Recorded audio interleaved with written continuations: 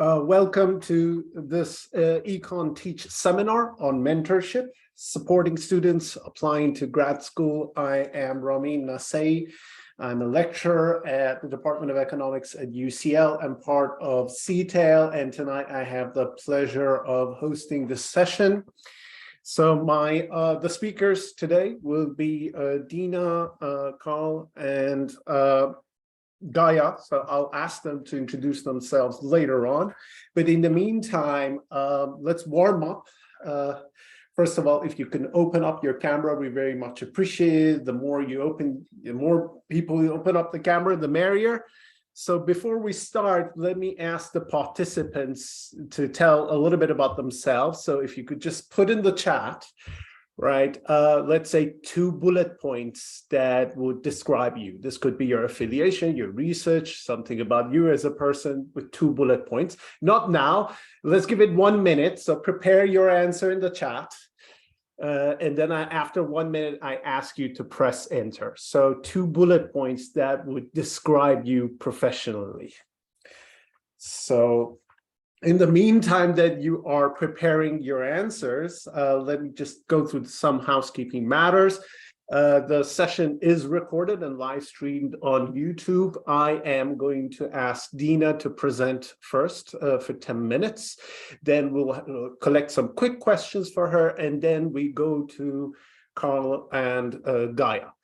So can I ask you to enter your answers in the chat now, please?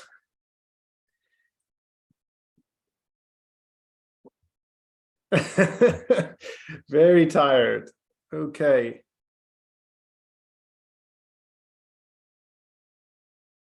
Anyone else?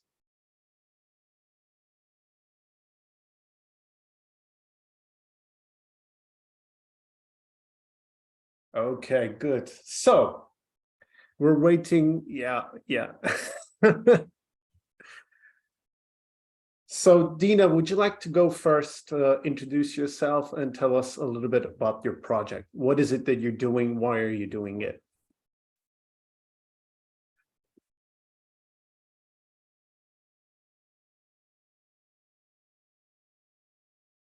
I think you're mute. Hi. Yeah. All right. So I was saying, hi, I'm Dina Pomeranz. I'm assistant professor of economics at the University of Zurich.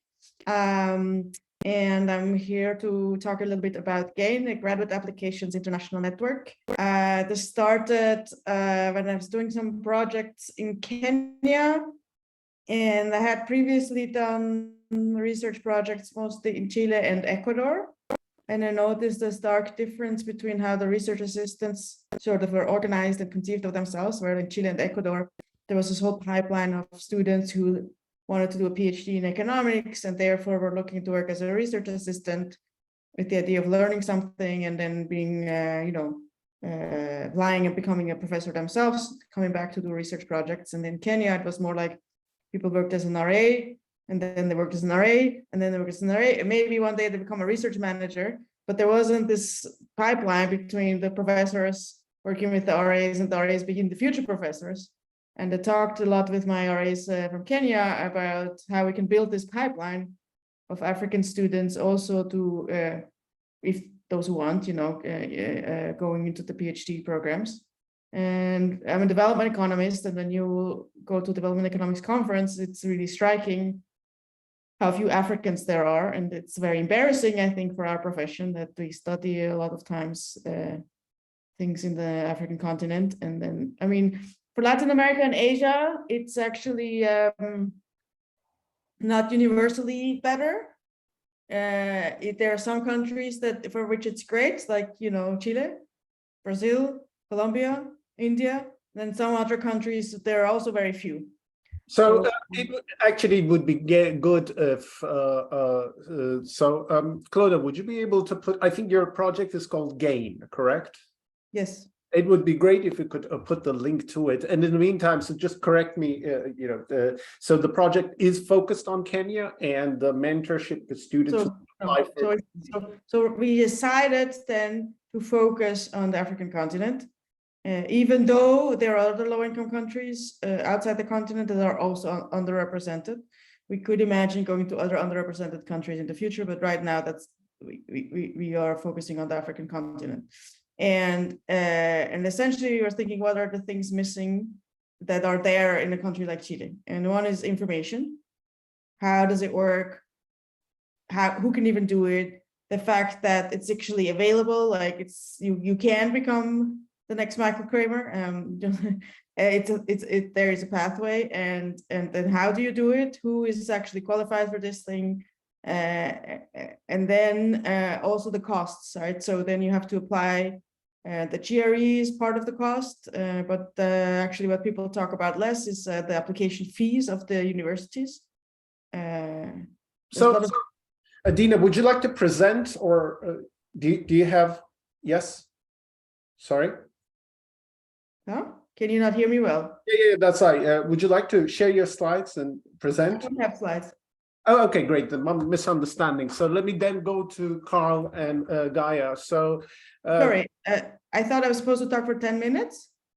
So I'll be collect now. I'll then, so misunderstanding. I thought you were presenting. So let's go around and. I thought I was presenting. I'm not presenting now. No, nobody's presenting. I'm just. It's a very relaxed econ. Okay. I was going to talk for 10 minutes. I took some notes, so I thought I should talk about how this started and what we're doing. That's so fine. What am I supposed to do? No, I'll just ask some questions, and then it's a roundtable discussion. Yeah. Okay, no presentation. No presentation, no, very relaxed conversation. Yeah. So I'm not going to tell you what GAIN does. Okay. No, I mean, I'll come back about GAIN. I'll return to you about the GAIN, but let me first go to Carl. And Carl, would you like to introduce yourself and tell us a little bit about the project that you're doing, why you're doing it? Yeah, hi. Thank you very much for having Gaia and me. I'm Carl. I'm a PhD student at UCL in economics. I work predominantly in labor economics, and my research focuses on inequality and social mobility. So I have a research interest in this broad topic as well. But I'm one of the UCL coordinators of the Applicant Mentoring Program, which we started at UCL last year, but it was actually started at LSE, is where it had its inception. So I'll pass to Gaia to maybe say a bit more about that. Thank you. Hi, hello everyone, and thank you so much for having us on the panel. My name is Gaia, and I'm a third-year PhD student in economics at the LSE. Similar to Carl, I'm also a labor economist. I'm very interested in issues of discrimination, inequality, and occupational choice more in general.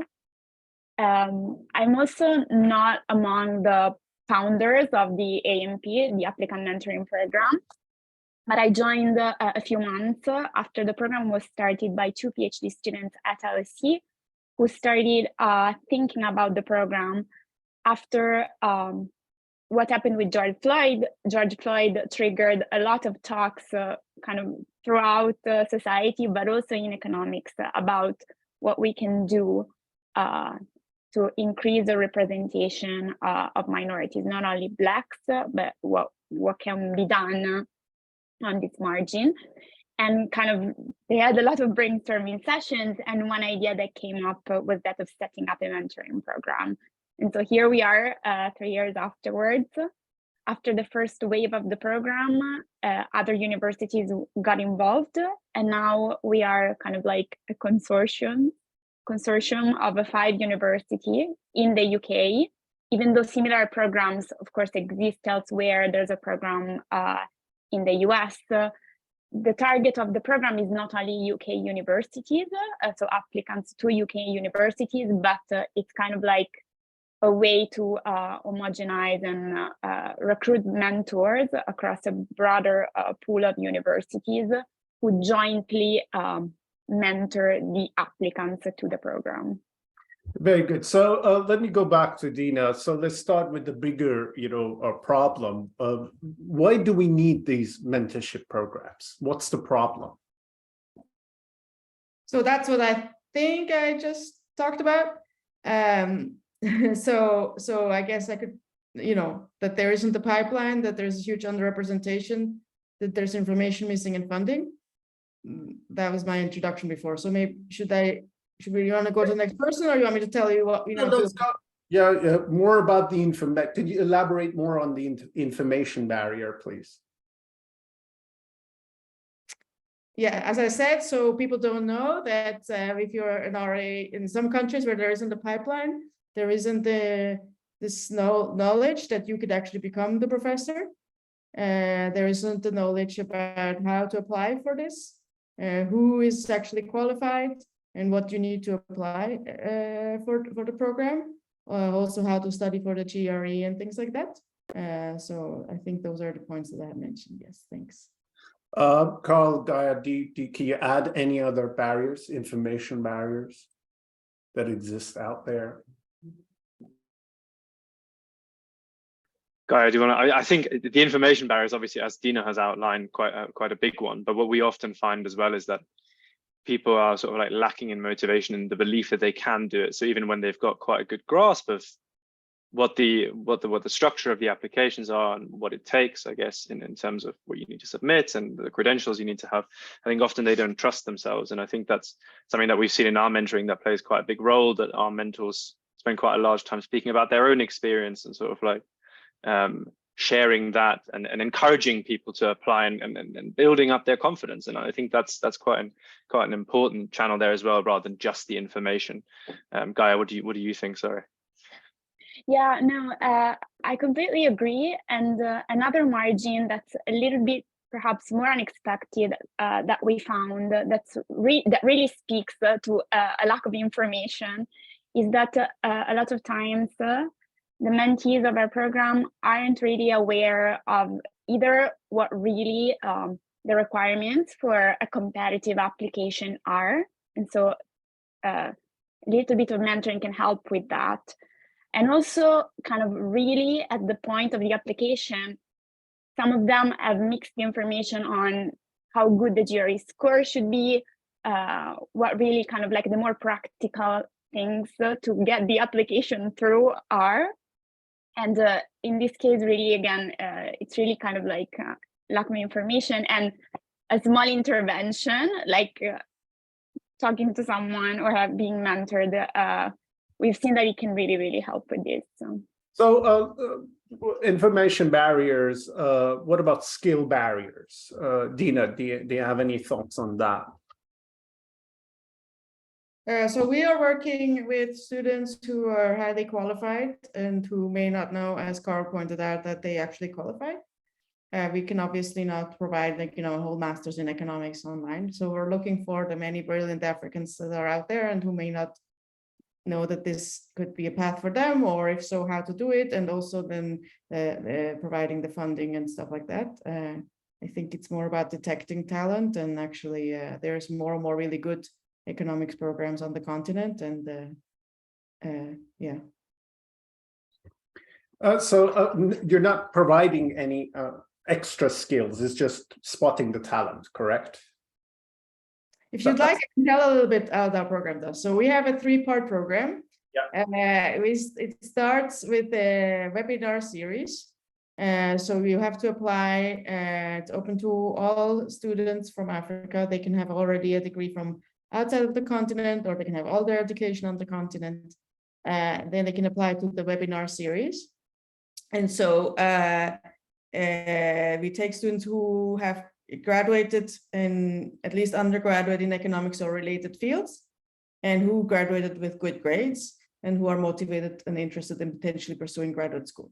So then there's about 3 months of webinars where students learn what is involved, how much work is the application process, would they actually qualify, what do the graduate degrees look like, and then see if they're still really interested in doing this. And during this phase, we have homework assignments where students can already do a GRE preparation test to see where they rank a little bit, how much there's left to do, think about which schools they would choose, think about who would like their letters of recommendation, and kind of do little preparation steps in terms of their application process. And then among those who are still actually interested after learning, all that is involved, we then select the most qualified ones to go to the second stage, which is the mentoring phase. In the mentoring phase, students get paired. So then the webinars start around March, and the mentoring starts around July. And it's really great because thanks to Zoom, right, we can do all of this online. And so then based on the homework that people did and the other qualifications, we select people, we match them to a mentor that has about once a week a call, and where they together prepare the application materials. In addition, we have funding from the Swiss government and the Hewlett Foundation that we can support the application fees that students pay and the test fees, which is another big barrier. And so the second phase is this one-on-one mentoring and application financial support. And then among those who get into the graduate school and can start, and the funding, getting funding is another big thing, challenge we can maybe talk about. Then you have a part 3 newly, where it's a peer-to-peer support of African graduate students when they're in graduate school to support each other, because the research has also shown that getting in is one thing, but if you're in a strongly underrepresented group, it can feel very isolating. And so through Zooms, we can create these sort of peer-to-peer mentoring and community, even if you happen to be the only one in your class, but then you have sort of your gain class classmates that will support you. So those are the 3 stages that we have. And so it has all information, mentoring, role models, funding, and support during grad school is the new part that we just. So very good. I mean, if I want to, summarize, let me correct me if I'm wrong. So your focus is on African continent, PhD level, and you start with webinar series, then the homework assignment, then after that is the mentoring phase, and finally peer-to-peer support. Is that a fair summary of your program? Gain? It's both for masters and PhD. Mm-hmm. So we support both students the goal would be, our mission in a way is to have Africans more represented in the economics profession. And so eventually that for us means that, people become researchers and professors. But along the way to there, sometimes the first step is to do a master's. Sometimes people are already ready for a PhD, and some people choose along the way, obviously, not to become a professor, which is also fine. And what's the size of your program? This is a question coming from Parama. I'm trying to, I think this year we had about 400 people starting the webinars, but then obviously a lot of people realize once they go, oh, this is not for me. And I think we had, I want to say 60 people in the mentoring phase this fall. We've been growing a lot. This is our 3rd year. It's been growing a lot. So the initial stage is 400, but this is trying to on the top of my head, yeah. With the peer-to-peer support, you got it around 60 students at the end of the pipeline. No, the peer-to-peer, sorry, the mentoring is phase 2, right? So where you get a mentor, that's around 60. Around 60, very good. It's not peer-to-peer, right? That's like you mentoring, for example, as a professor, somebody who's applying to graduate school. Yeah. So you start with 400, but in the second phase, you got 60. Very good. Thank you. So let's go to Gaia. Would you like to tell us a little bit? I think you already mentioned why you're doing it and the target of your program and your project. Would you like to tell us about the things you're doing to help? Of course. So our program is kind of much smaller, both in scale and in length. And really, what we provide is a 1-hour face-to-face mentoring that usually happens over Zoom, where volunteer mentors who are current PhD students help mentees who sign up to our program with either really the application phase, so the application to PhDs, or planning what to do to eventually apply to a PhD in, say, 1 or 2 years. And in that, the program kind of ended up being structured in almost 2 tiers. So there's the applicants who really want to apply to PhDs right away, and there's the ones instead building up kind of the way to apply. And the size of the program is smaller. Last year we had around 70 mentors who on average mentor 2 students. so about 150 mentees. So 70 students, more is a mentorship, one-to-one mentorship, and the mentorship is done by the current PhD students. Exactly. Yeah, and could you, let me go to Carl. Carl, would you just go into a little bit of detail? What happens into that, one-to-one mentoring sessions?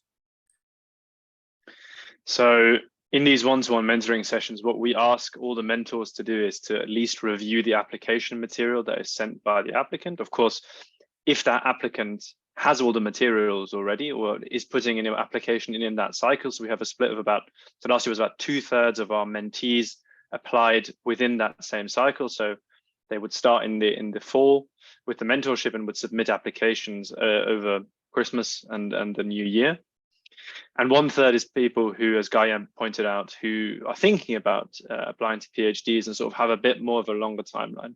And so depending on where the mentee is, that's how the mentorship then is kind of tailored. And we really have a big focus on it being about what the individual needs. So it's not very regimented in that sense. So we only require the mentors to review the application material and to have at least one call. So mentors may choose to have more than one call if that is necessary and if it's helpful. But that is what we require them to do. And we also provide our mentors with some training so that we can ensure sort of like a general standard of understanding of the application process.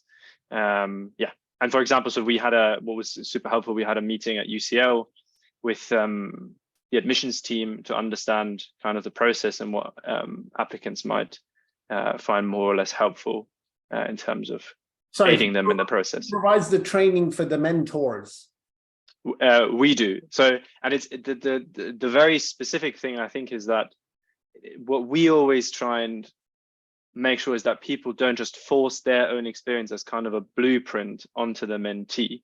So it's not just what I did is the best way, but that these are all of the, so what we provide in the training is more so that people understand these are the deadlines, these are the requirements. So all of the hard facts, right? Because there isn't just one single approach that's the right approach to applying. There's an array of approaches. And I think there's sometimes a danger with mentorship of making it all about your experience. And while that can be very helpful, you should never say this is kind of the blueprint to success. And following on that, so you said 1/3 of the applicants are thinking about applying. So and many of you said, yeah, there's always this confidence deficit.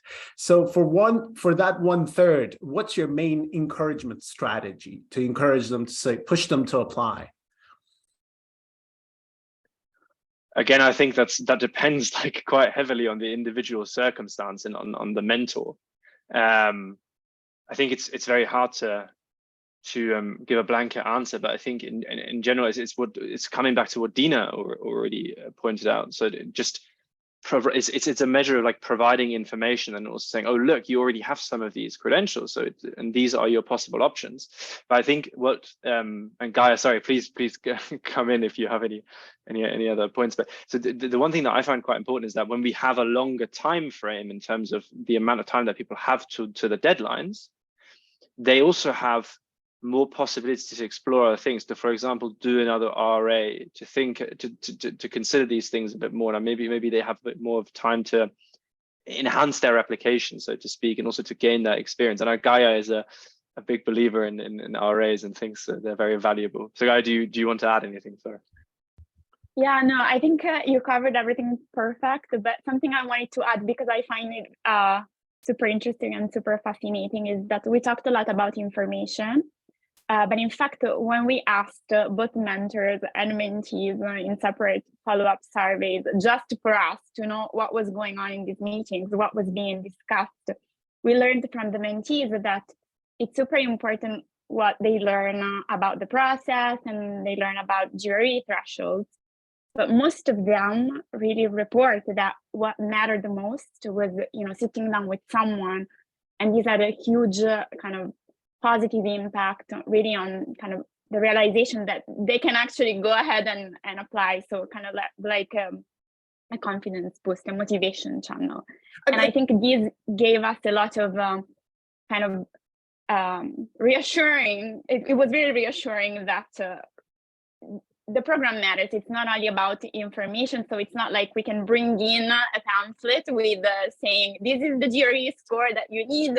We can go home and we don't need our PhD mentors anymore. Before I go to Dina, just a related question. Parama says, what kind of geographic spread of your participants do you have? And in terms of matching, do you try to match, let's say, an Italian applicant with an Italian student who's already there, in terms of, sharing the same background? Do you do that? Yeah, great questions. We think about those all the time and we discuss about this. So the geographic split has been pretty, I would say pretty heterogeneous. We've had many students from Asia, but from a lot of different countries in Asia, a few from Africa. We've noticed that a lot of, kind of our pool is really kind of also representative of the channels that we're able to get the program kind of spread the information through. So that's kind of like something that we're also working on at the moment, trying to find as many channels as possible to convey the existence of the program. And about the matching of mentors, this is a really tough problem because diversity and similarity are not binary characteristics. And so people have a lot of different characteristics and it's hard to match just on one. What we've been trying to do, and we've had kind of very good feedback on this as well from the mentees, is to match on a kind of research field of interest if possible, because possibly someone who's interested in development economics is going to benefit much more from the advice of a mentor who works in a similar field rather than someone who does monetary, who probably has kind of like a different view also on what's required to apply and be in the program. Lovely. So Dina, you mentioned these 4 phases. Would you be able to just briefly explain what happens in each of these phases? Yeah, so we have 3 phases. The first phase is the webinars. The second phase is the one-on-one mentoring and financial support to apply. And the third phase is the peer-to-peer support during the graduate school. So what happens in the first phase?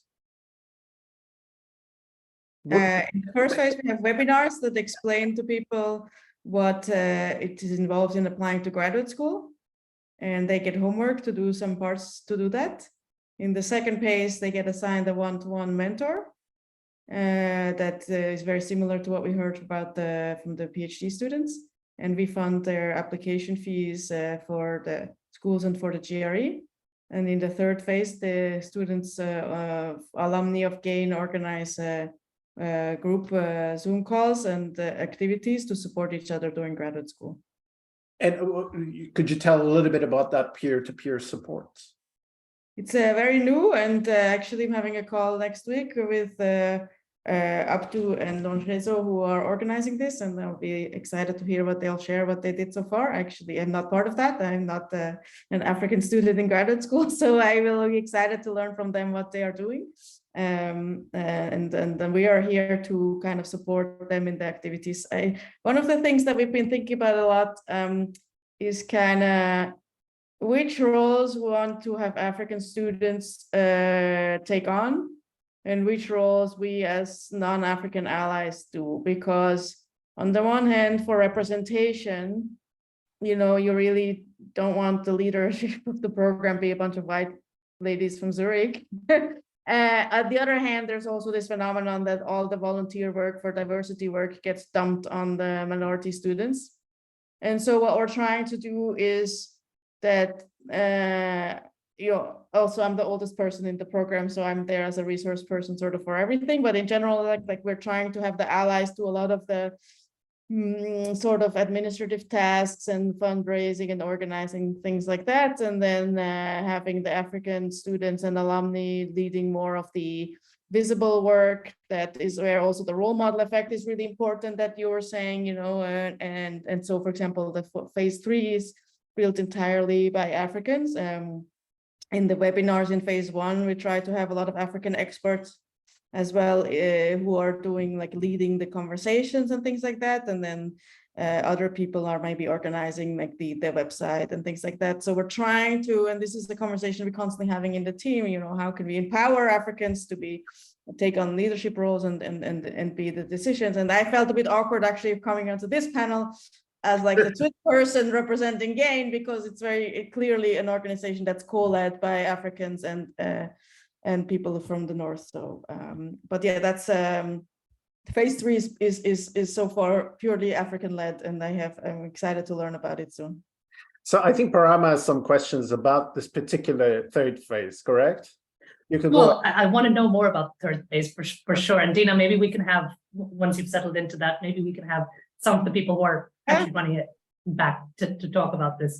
I guess my question was, so definitely here for our UK students who are, you know, relatively privileged as if they're coming to a mainstream university and they're getting all the information and all of that. One of the things that they worry a lot about is in the US increasingly. So I did my PhD in the US. I went from college. I didn't have a pre-doc and a this, that, the other, but everyone, it seems to be an arms race. People are, I don't know what they actually do in the PhD anymore because they appear to have published and this and that and the other. Is that, I would imagine that's an even bigger issue for people outside of the global north. Is that something that you face, or do you think that's an issue? So I think having published really doesn't matter. If you have published as an undergrad, it won't be in the top journal. So I think anyone who's worried about that, you don't have to do that. My sense is that you want to have, for the US, a master's is not necessarily required, right? So you could go straight from undergrad. My sense is you would want to have either a pre-doc, or you worked as a researcher with a professor, or a master's before applying for a PhD. But I don't think one necessarily needs both. So in my experience, but they can complement each other. But I think that GRE is really, and there's a lot of criticism of the GRE in terms of it being an obstacle. I think it's a real asset for people applying from non-very recognized schools, because it's one thing that can be standardized. And so if you have a very strong GRE score, that goes a long way. Or if you obviously already have a master's from the LSE or from Oxford and with good grades, that those are grades that people recognize. But if you say, you know, I was the best student in my cohort at the University of Accra, people don't know what that means. And so I think having some credential from outside, either, well, a good GRE, you can do it even from your home, or a pre-doc or a master's. And I think these things certainly help. And one of the things that I'm also thinking is like each individual organization, there's multiple, right, that doing these types of things now, mentoring some people, the research in color, does more research experience matching, kind of RA, that we partner, you know, that the same student might get like from all the different organizations, different support. And I would also encourage any one of you, if you have students from Africa who you think could be a good match for our program, that you encourage them to apply for the next cycle in March, and vice versa. This should certainly be like all of us working towards the same goal, rather than the competition. And so, yes, we can't offer people internship opportunities yet, research opportunities. We had one panel now about how to apply to pre-docs instead, but yeah, there's lots of paths towards the PhD, I think. I can see a hand raised by Gigi. We'll get back to you, but in the meantime, let me go back to Carl and Gaia. So we got a question from Sadie. How can programs join the AMP? How can other universities join this program? Reach out to us.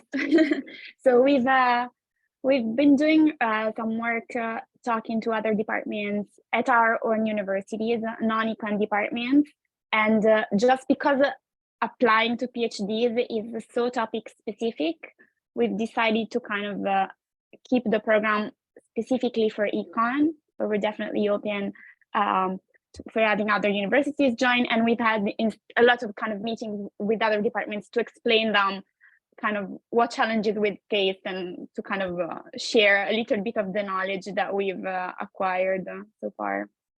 So, I mean, just to summarize the discussion so far, we talked about, why mentorship is necessary, what, AMP and GAIN are doing. Interesting that they're focusing on different parts.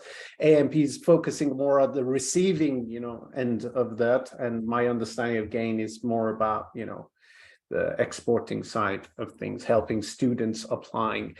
Now, a question to Carl and Gaia again, perhaps Carl, let me ask that. One important ally in this whole story is the admission office within the universities, right? What do you think that they should do more of to help you, AMP and GAIN? I think the more important question is to ask how they can help students earlier in the process. I've spoken to Parama in this capacity quite a lot already, and I know that a lot is being done to look at, because this is why the pipeline is leaky across the different levels of so from school to bachelor's to master's to PhD, and I think universities could potentially do more to help earlier in the pipeline where we can't do as much. Like the reason that we focus on this particular stage of the process is because we think that we can add the most value there. But I think to help applicants, I think more can be done earlier in the process. And I think, like I said, I've spoken to Parama about this quite a lot already. To help us as a program, I think, and I have to say, it's quite impressive that as Dina outlined, that you have so much financial backing. And I think that this is something which also would help us. I think it's quite remarkable that you can finance people's application fees. I'd also have a question about that. Like, how many can in theory all students progress through all stages of your program, or is there a selection process? Sorry, that's just. And I think another thing that would be quite helpful for us is the logistical side, because again, I think it's as we realized, it's quite a big logistical burden to organize all of this at this scale, and it would be very, very helpful for universities to provide more support with the logistical side of running the program. Yeah, Gaia, what do you think? Sorry. Yeah, no, absolutely. One thing that I wanted to add is that in practice, one thing that we also discussed with the admissions office at the LSE and with students as well, is that one thing that could be done that's quite easy is to try and make the information as clear as possible on the website, because that already alone can be a huge help for applicants who don't come from a background where they have a lot of connections. And one silly thing is, for instance, the deadline for application. If it's not clear and signaled on the website, it's possible that a lot of people miss it. And a lot of these people, chances are not going to be those who are more kind of in the game or more connected. So Dina, just to go back, I mean, you talked about, sorry, yeah. I wanted to just add to those because there were some questions. So in terms of the selection, Carl, yeah, our limit is exactly that. We can't fund we are constrained by how many people's application fees we can fund. So we limit the number of schools somebody can apply to, which is obviously not optimal, because for the people who are not resource constrained, I recommend, apply to 25 schools, but we cannot pay 25 unless they find some that are free. And then we limit the number of students who get into the mentoring phase 2 because it comes with funding and we have limited funding. So that is our constraint. And so to your question, Ramin, what would be my request from the admin offices is, can you please scratch application fees for people from low-income countries, lower middle-income countries. It's completely prohibitive if somebody has to pay $2,000 for application fee. Every school thinks, okay, my $50, my $75, it's not much.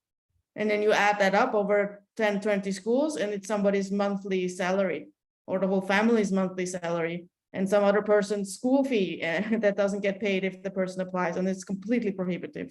So that would be the biggest game changer if there were no application fees for lower middle income and low income countries, and maybe reduced application fees for upper middle income.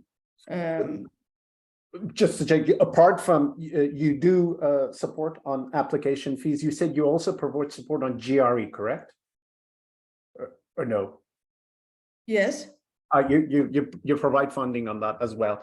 So one other thing, I think I completely agree with you. The issue of fee and visa requirements is also always a problem, an invisible problem. Sometimes the internet as well, things that we take for granted, right? It's sometimes if I have a personal experience of mentoring students from Iran, in their applications, and sometimes they have a basic problem of they can't access the internet to apply. So very good. So we talked about, support from the local level, the university level. Let's start with the bigger level, these networks. Gaia, Carl, Gaia, what do you think that these bigger networks, let's say in the case of the UK, Royal Economic Society could do to help your program? Great question. I'm gonna go back a little bit to what Carl already mentioned. And so initially, when we started the program, we were a bit worried that we would not be able to recruit enough mentors. In reality, participation has been amazing. And so this is not a margin of the problem. Really, a big problem is how to manage the program. So everything that goes behind it. And so if there were some funding or resources available, we really think that what could make a difference is, providing assistance really with all the kind of more administrative side. Carl, I don't know if you want to add. One thing that just spontaneously came to mind, Gaia, when you said that you guys are very incorporated within one economics department. I could imagine a department saying, okay, we're going to make this a course or a seminar or something. And then some professor getting teaching credit as if they were, teaching a seminar, that they are coordinating all this stuff. And you're learning some skills clearly by doing this. And you can read some research on these topics. Yeah, that's a great idea. That's a great idea. Yeah. Who gets teaching credit for it, then they can help and they have more experience in managing things. That would be a way for the department could do it without having to raise more money. Just a thought, because we are totally decentralized, we are all over the place, and so that wouldn't work for us. But since it's something that is one school, I think that could work well. Yeah, no, I think it's a great idea. And actually, speaking to this, so this also might be helpful for kind of other programs, or if someone wants to take kind of inspiration from the ANP, is that we kind of had to draw a line at some point as for how big the program was becoming, because we got in touch with a similar program who's based at MIT. We do very similar stuff where we have calls maybe twice a year just to kind of touch base and discuss about common issues. But merging the two programs would have become a bit too big and a bit hard to manage. Really, the scale would have been a bit too much. So Dina, on your end, what do you think these, international networks can help? AEA, RES. I think one thing would be this pushing for eliminating or reducing application fees. If this comes like a joint thing that we, want to change this as a profession. Where the International Economics Association has been very helpful to us.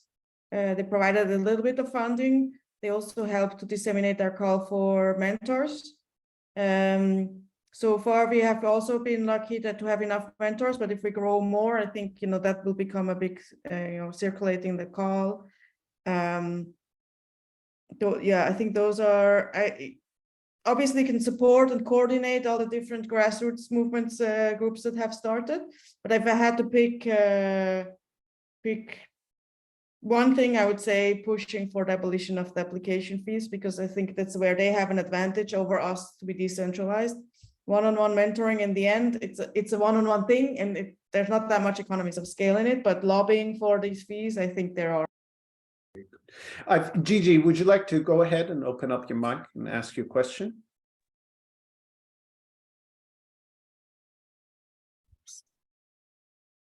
I don't think we can hear you.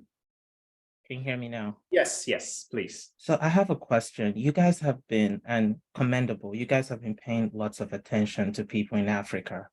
But down here in the US, there are Black communities that can't actually afford this. And when they apply, because of their IP address shows they're coming from the US, how does that, what model do you guys have to use to factor into this?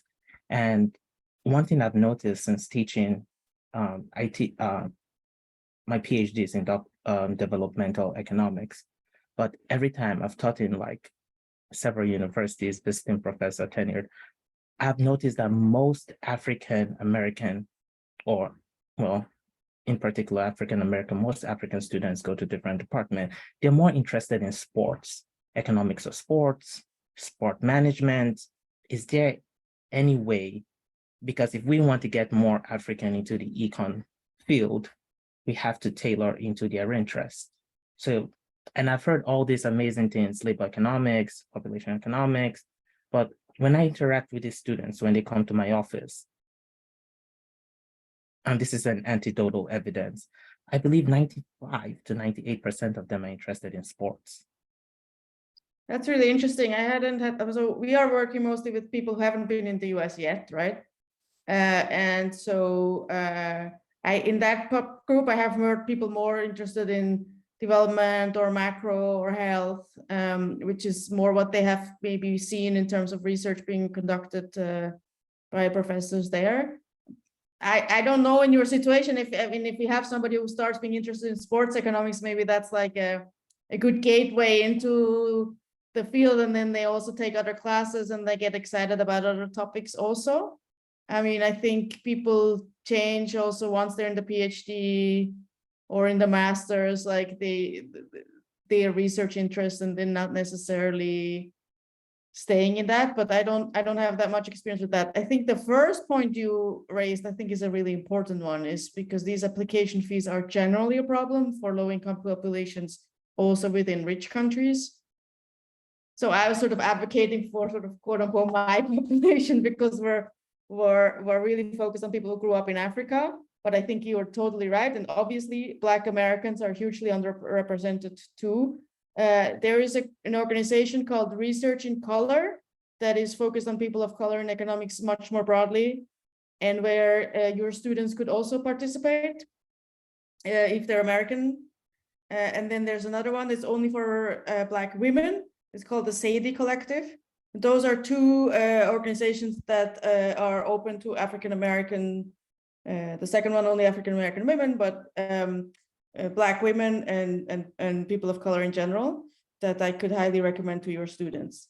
In terms of application fees, one benefit that American students have is that very often there is a formalized way that you can apply for application waivers when you're American. That is sometimes much more complicated from abroad, because it's more clear what is a low-income student. I think sometimes, I don't know the American system so well, but I've heard that for citizens, it's easier to get waivers. But maybe Sadie Collective and Research in Color would have more information about that. So let's focus more on a future. So you said to Carl and Gaia, the best supports that that could be provided from these networks is money for waiving fees. Dina mentioned that as well, admin support. Now let's focus on the promotion side. What has been your promotion strategy so far? The channels that you're trying to promote these, let people know that such a thing exists, because in of itself this is an information barrier as well, right? That someone is capable and talented but don't have access to this information to get to know about your program. So what's your strategy on that front? So I mean, this is obviously a problem, because the demographic that we're reaching out to is they don't shout, "Here, I'm here." That's the whole problem in many cases. So the way that we've been trying to do this is to, in the first instance, avoid the big networks on Twitter, for example, because that often is an echo. So in the first instance, so because that often then becomes an echo chamber. So the thing that we try to do first is to reach out to networks of Twitter, which might know groups and individuals who might benefit from our mentoring. And only once we've done that, to go onto Twitter and to approach some of the bigger organizations We've received great support in that regard from all of the universities, from the RES as well, and also individual professors who have spread our message kind of through their social media channels. But yeah, this is obviously an issue, and I think also something that we're hoping to get more helpful, and also have a network effect between the different initiatives, and to see how other people reach out to potential mentees. Gaia, do you want to add anything? Yeah, no, for sure. This is an issue. We've tried to rely on kind of like individuals as well. So we asked professors in our department, even the PhD students, to share the call with whoever they thought might have access to a network of people who might be interested. But again, yeah, and we would be really happy to hear if anyone also has thoughts on this, or kind of strategies that they think might work, because yeah, this is really a challenge. I know, for instance, Sam is in the audience, Discover Economics do this, but much at a lower level, I think in high school level. So the issue is, at the moment, you got a talented undergraduate or postgraduate students, and you want to reach to that person and encourage them, say, yes, you can apply. So targeting that person. Dina, any thoughts on, promoting? Yeah, we're trying all channels. For example, here, I'd like to reiterate, if any of you have students who grew up on the African continent and who are interested, please encourage them to apply in the next cycle. We do Twitter, we send it through mailing lists. We also did some word of mouth, so we found like every year more people apply. We have the benefit that we can we apply a lot to meet a lot of people to the first stage, and people can also self-select, doing the tasks in the beginning on their own, and then we have to select among the people who already did the first phase and know what they're getting themselves into. So we don't have to be as selective in how we reach out. We just want everyone who's African and interested to know about it, so that they can opt in. Okay, so lots of things that we covered. What's the problem? We talked about 2 amazing mentorship programs, and one focusing on the receiving side, the other focused on the sending side. And we talked about what these universities and these networks like AEA and RES can help support these programs. One was money for waiving application fees. The other one was admin support, especially at the departmental level that Dina mentioned. Now, let's just focus on the future as closing remarks. I'm going to go through each of you and ask you to, just tell us what are your plans for the next step. Carl? I think our plan for the next step is probably to make AMP a bit professional, but more professional, but to make it logistically a bit more organized, and to kind of give it that bit more of an edge, and also to reach out to more students and potential applicants. I think that would be sort of my broader wish for the program as well. Gaia, what do you think? So improving the targeting, basically, the reachability of this program, that would be your main focus for the future, correct? For sure. I think that's the biggest issue, because it's the challenging principle of what we're trying to do. And yeah, I don't know an obvious answer, sadly. Gaia?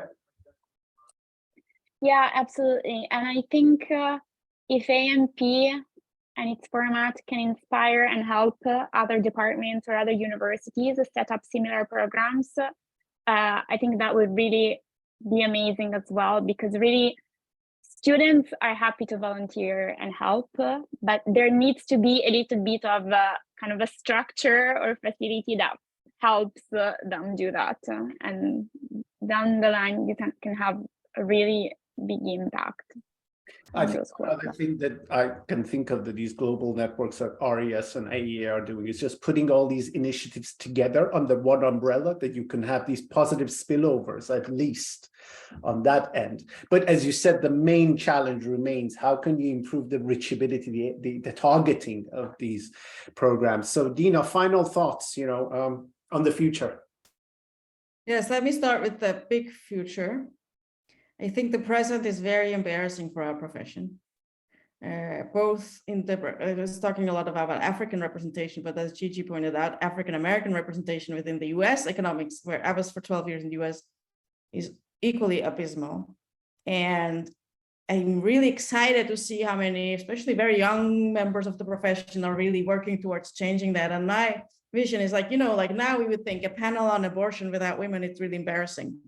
But a panel on Africa without Africans is completely common. A panel about, you know, poverty in urban neighborhoods in the US without African Americans or without anyone who grew up working class is also very acceptable. But I'm glad to see many people share the view that is unacceptable. So my vision is that, you know, research on communities is driven by people from those communities.